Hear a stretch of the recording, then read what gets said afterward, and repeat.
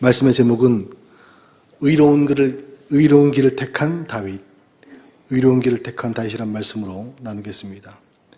엔기디 동굴에서 다윗은 사울의 옷자락을 자르고 마음이 찔렸다고 이렇게 고백하고 있습니다. 우리 인생 중에서도 마음이 찔릴 일들이 많죠. 다른 사람은 알 수 없으나 내 자신은 알고 있잖아요. 내가 무엇을 잘못하고 있는지, 내가 어떤 마음으로 그 사람을 보고 있는지. 다윗은 참 양심적인 사람 같습니다. 이런 고백들을 스스럼없이 하고 있고 나타내고 있으니 말이죠. 자신의 사람들을 죽일 수 있는 좋은 기회라고 하였지만 하나님의 기름 부은 종을 치는 것은 하나님께서 금하시는 것이라 하면서도 행동으로 나타나지 않게 하였고 본인 또한 하나님 앞에 범죄를 저지르지 않았습니다. 사울의 동굴에서 나가자 다윗도 그 동굴을 빠져서 나갑니다. 그리고 뒤따라가다가 사울에게 외치죠. 내 주 왕이여 하면서 사울을 불렀습니다. 사울이 돌아보자 그가 엎드려 절을 하고 본인의 고백들을 하게 되죠. 보소서 다윗이 왕을 해하려 한다는 사람들의 말을 왕은 어찌 그렇게 듣고 있습니까? 그들의 말을 왜 듣고 있습니까? 하면서도 고백을 합니다. 사울은 어떤 사람들의 말을 듣고 다윗을 죽이려고 했거든요. 참 우리가 귀가 문이 있다면 딱 닫고 살면 좋은데 항상 귀가 열려 있어서 어떤 소리든지 다 들립니다. 좋은 소리도 듣고 나쁜 소리도 듣고 사울은 그런데 그중에 나쁜 소리만 들었죠. 어떤 사람들, 이름도 없는 그 사람들의 소리를 듣고 다윗을 끊임없이 쫓아다녔음을 보여주고 있습니다. 그리고 다윗은 이야기합니다. 제발 이제는 쫓아오지 마십시오 라고 고백하고 있죠. 사울은 제정신이 돌아왔는지 다윗을 향해 이야기합니다. 내 아들 다윗아 하고 이야기를 하죠. 그래서 소리 높여 웁니다. 제정신이 돌아왔나 봐요. 나는 너를 학대하였으되 너는 나를 선대하니 나보다 의롭다 하면서 다윗이 어떤 사람인가를 사울도 너무나 잘 알고 있음을 보여주고 있습니다. 또 다윗이 반드시 왕이 될 것을 고백하고 다윗이 얼마나 화평을 원하고 있는지에 대해서 사울은 분명히 알았다라는 거지요. 그리고 사울도 집으로 돌아가고 다윗도 요새로 올라가니라 하고 24장이 끝나갑니다. 말씀을 좀 더 상고하겠습니다. 사울이 동굴을 빠져나가고 그 뒤를 따라서 다윗도 따라 나갔죠.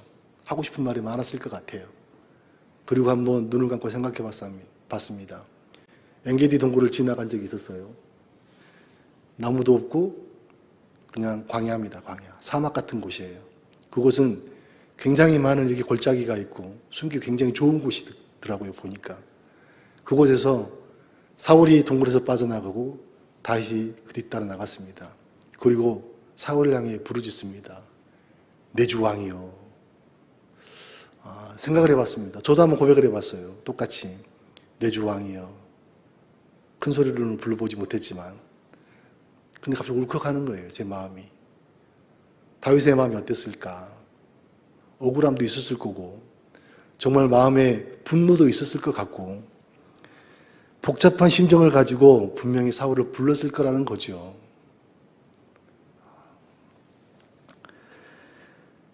다윗은 그 부르짖는 소리에 자신의 모든 감정을 담아서 사울을 불렀습니다. 억울한 마음, 슬픈 마음, 섭섭한 마음, 애타는 마음, 불안한 마음, 자신의 삶에 있어서 가장 험난했던 그 시간에 가지고 있던 모든 마음들을 담아서 사울을 내 주 왕이여 하고 불렀던 거죠. 그 모든 것을 마음에 담았습니다. 꼭 잘못된 길을 가고 있는 철없는 아들에게 부모가 아들아 하면서 부른 것 같은 그런 느낌을 받았습니다. 제가 국민학교 때, 국민학교가 다 알죠? 여러분들 저랑 비슷한 저보다 더 윗사람들인 건 분명한 것 같아요. 초등학교 2학년 때 이제 학교를 가야 되는데 저는 촌놈이에요. 그래서 산을 2개를 넘어야 되거든요. 뭐 높은 산은 아니에요. 2개를 넘어가는데 너무 늦게 출발한 거죠. 집에서 누나들도 다 학교 가고 초등학교 2학년이면 뭐 얼마나 뭘 하겠어요. 너무 무서운 거예요. 2번째 산을 넘어가기가. 그래서 거름더미, 두엄더미 그 비닐로 이렇게 다 덮어놓잖아요. 그 쪼그리가 앉아 있었어요. 무서워가지고. 계속 있는데 이제 난리가 난 거죠.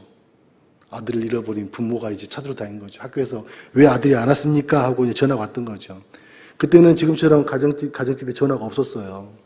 동네 마을에 딱 대표적인 전화 하나밖에 없었거든요. 전화가 이제 오면은 방송을 합니다. 저희 아버지를 부르는 거죠. 전화 왔다고. 가지 막 뛰어가 전화를 받았나 보죠. 아들이 학교를 안 온 거예요. 9시 반이 넘었는데. 그래서 이제 아들이 빠졌는 줄 알고 이제 아버지랑 어머니랑 산으로 들로 바다로 저를 이제 부르시면 찾으러 다녔죠. 제가 뭘 알겠습니까?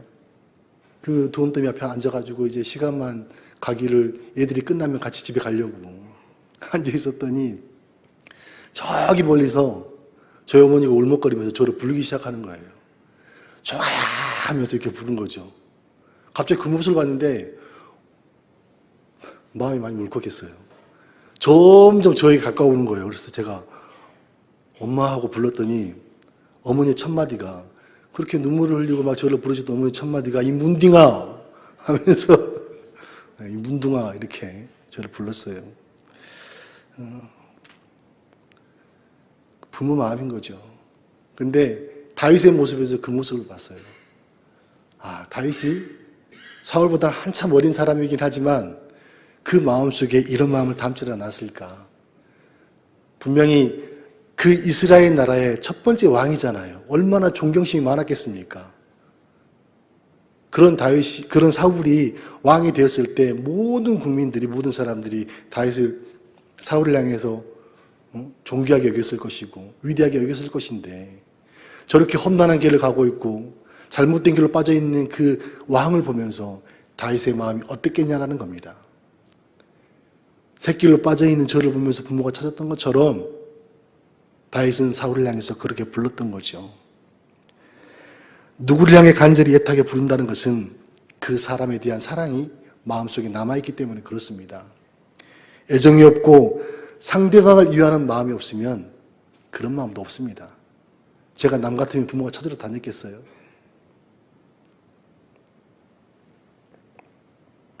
이 상황을 보면 주님이 얼마나 우리를 향해서 간절하게 부르짖고 있는지, 얼마나 돌아오기를 바라는지를 잘 알 수가 있게 되죠. 돌아서기만을 기다리는 아버지의 마음이라고도 할 수 있습니다. 교회 안에서는 앞서가는 사람이 있고 또 뒤따라오는 사람들이 있더라고요. 또 뒤로 물러가는 사람들도 있습니다. 앞에서 일을 하다 보면 뒤로 물러가는 사람들 보면 참 안타깝기도 하고 좀 답답한 심정이 있기도 합니다. 왜냐하면 앞에서 가는 사람들은 누림이 달라요. 왜 다른지 아시죠? 버스를 타보면 압니다.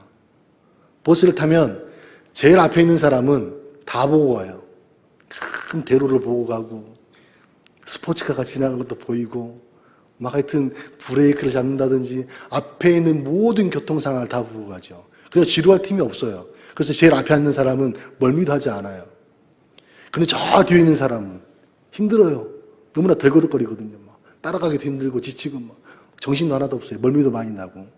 그리고 앞에서 봐야 될 누림들을 전혀 알 수가 없어요. 그러니까 뭐합니까? 그러니까 뒤에 있는 사람들은 잡니다. 그 길을 같이 따라가고 있지만 어떻게 누렸는지에 대해서는 아무것도 모르는 거예요. 본 게 없는데요. 교회 신앙생활이 이렇더라고요.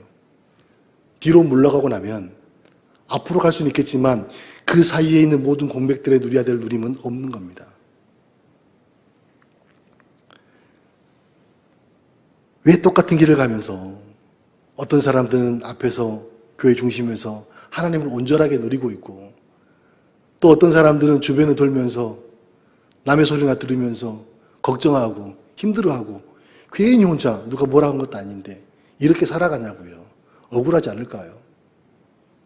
여기 계신 분들은 다들 잘하고 계시기 때문에 별 문제가 안 되겠지만 우리에게는 항상 그렇게 주어지는 시간들이 많습니다. 기회가 많거든요. 얼마나 많습니까? 수도원 항상 열렸잖아요. 잘생긴 사람만 수도원 가는 게 아니잖아요. 모든 일들 가운데 하나님의 중심에서 아버지 일을 감당할 수 있는 저와 여러분 되면 좋겠습니다. 인생을 살다 보면 사울처럼 나를 향해서 불러주는 사람이 있습니다. 사울은 그렇게 나쁜 놈이지만 사울을 불러주는 사람이 있어요. 다윗이죠. 이렇게 그 사람을 불러줄 때, 힘들어하고 괴로워하는 그 사람을 불러줄 때, 같이 가자고 이렇게 불러줄 때 돌아설 수 있는 사람이 돼야 됩니다. 사울을 보니까 돌아섰어요. 분명히 다윗을 향해 울고 있고, 네가 선하다라고 이야기하고 있고, 네가 왕이 될 것이다라고 이야기하고 있어요. 돌아섰어요. 돌아서면 그 길을 가야 되는데 또 돌아섰어요. 사울처럼 깨닫긴 하였지만 돌아서지 않는다면 사울에게는 불행한 인생이 되겠죠. 우리에게 누군가 권면을 하고 이 길을 갑시다 하고 있을 때 따라간다면 감사할 일이 되겠지만, 다시 본래의 상태로 돌아가 버리면 얼마나 안타까운 인생이 될까요? 모든 부르심에 하나님의 음성이 있다는 사실을 꼭 기억하시기 바랍니다. 요즘에 그런 마음들을 많이 느끼는 것 같아요. 들려지는 소리들, 마음속에 올라오는 것들에 대해서 되도록이면 그 마음의 감동을 받으면 꼭 하고 싶어요.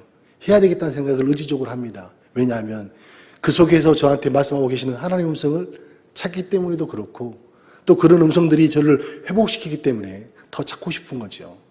결국에는 나를 위해서 하나님께 더 좋은 걸 주시고자 원하시는데, 우리가 그걸 뿌리친다면 정말 귀하고 좋은 것들을 버리는 것과 같습니다. 또 하나님께서 원하시는 것들을 행하지 않는 사람과 같은 거예요. 힘들면 한 템포 쉴 수 있지만 늘 목사님께서 말씀하셨던 것처럼 뒤로 물러감이 없어야 됩니다. 왜 좋은 것들을 발로 걷어차는지 모르겠어요.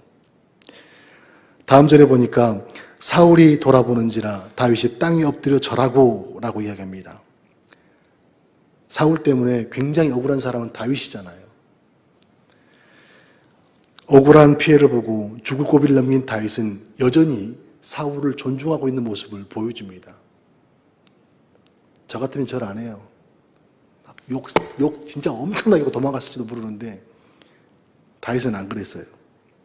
분명히 억울하고 복수하고 싶고 분노가 올라올 법도 한데 그 상황에서도 사울을 향해서 엎드려 절하고 있는 모습을 볼 수 있습니다. 여러분 같으면 절할 수 있겠어요? 보통은 그래요. 보통은 절 안 해요. 아예 만나보지도 않으려고 하고 쳐다보지도 않고 말도 꺼내기도 싫고, 그게 사람의 모습인 것 같습니다. 그러나 다윗은 최대한 낮은 자세로 사울을 향해서 존중을 표하고 있죠. 이런 걸 보고 존중이라고 하는 것 같습니다. 내 안에 모든 감정 빼고, 내 생각 빼고, 내 안에 불편한 마음들, 그 사람과 부딪혔던 그런 좋지 않는 그런 마음들 빼고, 그리고 그를 대하는 그 모습, 그게 다윗의 마음이었고 다윗이 사울을 존중했던 모습이라고 할 수 있습니다. 이런 마음을 가지기 쉽지 않죠. 그리스도의 마음 외에는 정말 가지기 힘든 마음이 아닌가 하는 생각이 듭니다. 왜 믿음 안에서 상대방을 존중해야 되는가? 오늘 다윗을 보니까 너무 잘 알려주고 있는 것 같아요. 그리스도가 내 안에 계시기 때문에 상대방을 존중해야 됩니다. 내 안에만 계시는 게 아니라 상대방 안에도 그리스도가 계시는 거예요. 그분의 생명이 여러분의 안에도 있고 저 안에도 있잖아요. 그러니까 우리는 서로가 존중해야 되는 게 맞습니다. 사무엘 선지자가 장로들이 찾아와 사무엘 선지자에게 이야기합니다. 우리에게 왕을 세워달라고 이야기를 하죠. 완곡하게 이야기합니다. 사울은 반대를 합니다. 끝까지 이야기를 합니다. 하나님 앞에 기도를 했어요. 그럴 때 하나님 말씀하십니다. 그들이 너를 버림이 아니요 나를 버려 자기들이 왕이 되지 못하게 함이니라 하고 하나님께서 사무엘에게 말씀하시죠. 우리 육체를 욕되게 하는 것은 내 안에 계신 그리스도를 욕되게 한 것 같습니다. 사무엘을 욕되게 했던 것은 사무엘을 욕한 게 아니라 그 안에 계신 하나님을 욕했던 것과 똑같은 거예요. 그러니까 우리가 서로를 존중하지 않으면 안 되는 거죠. 서로를 존귀하게 여겨야 되는 게 맞습니다. 모든 그리스도 안에 있는 모든 생명은 하나이기 때문에 그렇죠. 다윗이 사울을 존중하는 것처럼 우리는 서로를 존중할 수 있으면 좋겠습니다. 그런데 우리는 보통 화살을 상대방에 쏩니다. 상대방에 쏘놓고 그 상대방의 화살을 저에게 쏘면 왜 쏴? 하죠. 자기가 쐈다는 걸 생각하지도 않고. 어떤 유튜브를 봤더니 그런 재미난 이야기가 있더라고요. 외국 사람들은 독침을 맞으면 Help me! 한대요. 살려달라고. 도와주세요 한대요. 우리나라 사람은 독침을 맞으면 그렇게 이야기하지 않는답니다. 어떤 새끼가 쐈어 이런데요. 자기가 죽어가는데도 어떤 새끼가 쐈어 이렇게 이야기를 한대요. 안 쏘는 게 제일 좋죠. 상대방한테 화살을 안 당기는 게 제일 좋습니다. 상대방 마음을 불편하지 않는 게 제일 좋은 거예요. 우리나라 사람 덤빈다니까요, 독침을 쏴도. 그 다음에 구절을 보니까 보소서 다윗이 왕을 해하려고 한다고 하는 사람들의 말을 왕은 어째 들으시나이까? 중간에서 이간질하는 사람들이 있었다는 뜻이죠. 왜 사람들의 말을 듣고 저를 해하려고 합니까? 하고 다윗이 사울을 향해서 고백합니다. 사울은 사람의 말에 귀를 기울였습니다. 사람의 말에 귀를 기울인다는 것은 다른 사람이 말하고 있는 인생을 살아가는 것과 같습니다. 우리도 생각할 수 있는 뇌라 그래야 되나? 그 마음들 다 있잖아요. 무언가를 결정해야 결정권이 우리 안에 있습니다. 근데 꼭 남의 이야기를 듣고 그 남의 이야기를 따라서 그 말이 진실인 줄 알고 행동하고 따라가는 사람들이 분명히 있다라는 거죠. 사울이 대표적인 인물입니다. 그래서 계속해서 어떤 사람이라고 이야기해요. 어떤 사람이. 누구라고 실명도 없어요. 그럼 이름도 없는 어떤 사람이 와서 이야기를 하는 걸 왜 따라가냐고요. 이게 살 길인지 죽일 길인지도 모르면서. 마음의 상태가 세상을 향해 있기 때문에, 자기 욕심에 상해 있기 때문에 자기 의지는 없고 그 사람들의 말을 들으려고 하는 거죠. 우리에게는 양심이 있고 하나님께서 우리에게 늘 하나님의 음성을 들려주십니다. 우리는 우리만의 하나님의 길이 있는 거예요. 아버지께서 우리에게 주시고자 원하는 말씀들이 있는 거죠. 그 말씀을 따라 살아가면 너무나 행복할 텐데 그 말씀은 완전히 무시하고 사람들의 말에 혹하는 경우가 우리에게는 많이 있습니다. 이런 사람들은 자기 안에 주도권이 없고 항상 다른 사람의 말을 의지하게 되는 거죠. 우리는 하나님께서 우리 안에 담아놓으신 아름다운 세상이 우리 안에 있습니다. 우리가 누리는 것은 하나님의 나라입니다. 우리는 담겨진 세상을 살아가고 있고 그 세상은 우리를 자유롭게 하고 우리를 행복한 길로 항상 인도를 하죠. 한마디로 우리는 가야 될 방향성이 명확하게 우리에게는 주어졌다라는 겁니다. 다 주셨어요. 누릴 수 있는 공간, 시간, 모든 것들을 허락하면서도 불구하고 우리가 그것들을 다 채우지 못한다면 너무나 아쉬울 것 같아요. 특별히 우리 교회에는 누릴 수 있는 공간들도 많을 뿐만 아니라 하나님의 말씀을 통해서 얼마만큼 많이 누리고 있습니까? 좋은 세상을 경험했죠. 하나님 나라도 경험했습니다. 다 알아요. 아는 걸로 그치는 세상이 아니라 우리 몸소 살아가는 세상이 되어야지만이 누림이라고 할 수 있겠지요. 남의 말을 듣고 그 말을 통해 마음이 흔들리고 불편해진다면 빨리 벗어날 수 있어야 됩니다. 우리는 복음의 소리를 듣고 행복하기도 바쁜데 왜 세상의 소리를 듣고 사람의 소리를 듣고 마음이 흔들리고 괴로워하는지. 다윗의 소리를 들으십시오. 내 주 왕이여. 돌아서라는 소리를 들려요. 다윗은 사울을 향해 사울을 죽이지 않는 것과 억울한 호소를 하고 사울은 다윗을 향해 진심을 고백한 이야기가 나옵니다. 다윗의 이런 고백과 행동은 서로에게 의의 길이 되게 했어요. 서로가 올바른 길을 갈 수 있게 하였습니다. 무슨 말이냐면 다윗은 하나님의 뜻을 따라 살았어요. 그래서 범죄하지 않았습니다. 이게 의의 길이겠죠.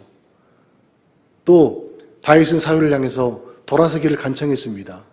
그리고 오늘 말씀에 보면은 그가 돌아서고 있습니다.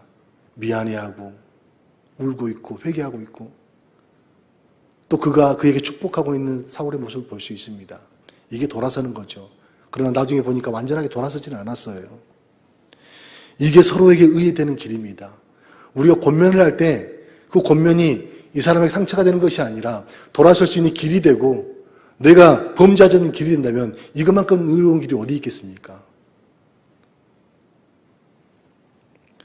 하나님의 마음과 같았던 다윗의 고백과 행동이 서로를 살릴 수 있는 좋은 기회가 되었죠.